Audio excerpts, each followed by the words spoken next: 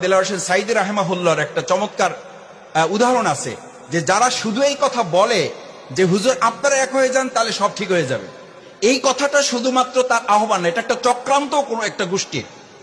সেই চক্রান্তটা হচ্ছে ওই যে বলে, ওই হুজুর বলতেন আর কি, যে 5টা মানে ইলিশ মাছের দোকান দেখে তো আপনি মন খারাপ করার কথা না, বরং একটা ইলিশ মাছের দোকান থাকলে আপনি মন খারাপ হবে যে বাধ্য হয়ে তো নিতেই হবে। তার মধ্যে একটু স্বৈরতান্ত্রিক মনোভাব থাকে যে আমি একাই তো যা দাম বলবো নিতেই হবে।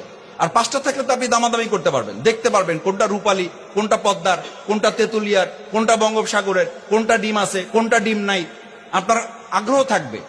এখন আপনি 5টা দোকান থেকে যদি কোনো ইলিশ মাছ না নিয়ে বললেন যে ভাই দোকান 5টা মিলে একটা হন, না হলে আমি 2 কেজি খেসারির ডাল নিয়ে চলে গেলাম।